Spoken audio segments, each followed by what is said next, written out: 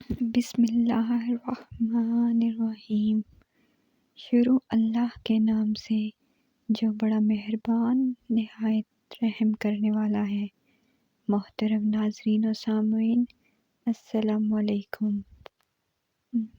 محترم ناظرین، آج آپ کو ایک ایسی نماز کے بارے میں بتانے جا رہی ہوں جس کی بہت سی برکات ہیں۔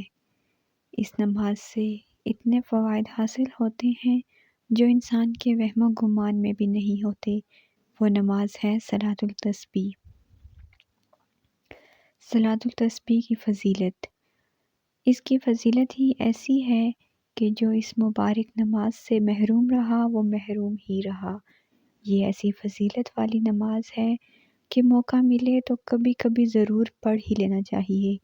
مدینے کے سلطان رحمت للعالمین صلی اللہ علیہ وسلم نے اپنے چچا جان حضرت سیدنا عباس رضی اللہ تعالیٰ عنہ سے فرمایا، اے چچا جان، کیا میں تم کو عطا نہ کروں؟ کیا میں تم کو بخشش نہ کروں؟ کیا میں تم کو نہ دوں؟ کیا تمہارے ساتھ احسان نہ کروں؟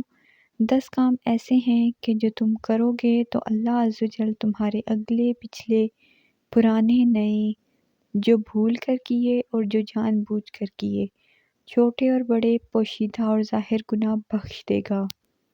اس کے بعد سرکار مدینہ صلی اللہ علیہ وسلم نے صلاۃ التسبیح کی ترکیب تلقین فرمائی۔ پھر ارشاد فرمایا کہ اگر ہو سکے تو ہر روز ایک بار پڑھو، اور اگر روز نہ پڑھ سکو تو ہر جمعہ میں ایک بار، اور یہ بھی نہ بن پڑے تو مہینہ میں ایک بار، اور یہ بھی نہ ہو سکے تو سال میں ایک بار، اور یہ بھی نہ کرو تو عمر میں ایک بار ضرور پڑھ لو۔ حضرت عبدالعزیز بن ابی داؤد جو حضرت عبداللہ بن مبارک کے استاد ہیں، فرماتے ہیں، جس کا جنت میں جانے کا ارادہ ہو اس کے لیے ضروری ہے کہ صلاۃ التسبیح کو مضبوطی سے پکڑے۔ حضرت ابو عثمان حیری جو کہ ایک بڑے زاہد ہیں، وہ فرماتے ہیں کہ میں نے مصیبتوں اور غموں کے ازالے کے لیے صلاۃ التسبیح جیسی کوئی چیز نہیں دیکھی۔ صلاۃ التسبیح ادا کرنے کا طریقہ۔